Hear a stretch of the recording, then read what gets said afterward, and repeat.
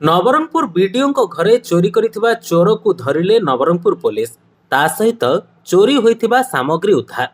20,000 टंका चोरी होइथिबा बेले पुलिस 19,000 टंका उद्धार करिछि। सहरर विभिन्न स्थानरू चोरी होइथिला, सेथि मध्यरू अन्यान्य सामग्री मध्य उद्धार करिछि पुलिस।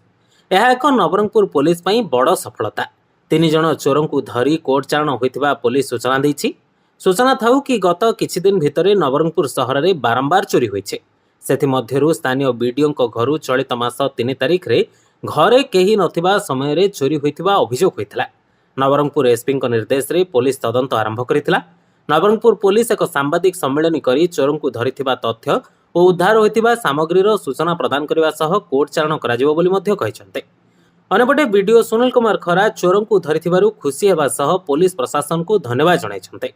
आमर जो नवरंगपुर बीडीओ जो अच्छा घरे सी घरे छुट्टी रे घर को जाइथिबा समय जो चोरी होता से आसिक गत 4 तारिख रे 11/4/2025 रे जो रिपोर्ट देते आम गोटे केस करूँ 440 नंबर केस करूँ।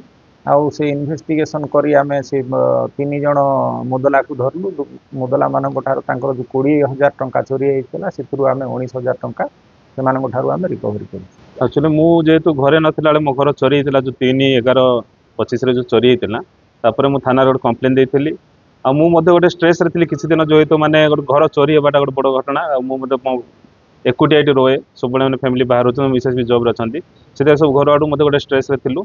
किंतु जेहेतु चोर को माने धरी बेकुज को धरी पुलिस से शुणी बहुत खुशी लगे। जेहेतु पुलिस को गोटे मैंने बहुत धन्यवाद देवी। जेहेतु एसपी नेतृत्व में आम आईआईसी पर्टिकुलाली संबित बेहरा को धन्यवाद देवी। से जेहेतु ठीक टाइम मत धरी जनइले कि सार 21टा धरा पड़ी कहले से खुशी व्यक्त करुच्ची।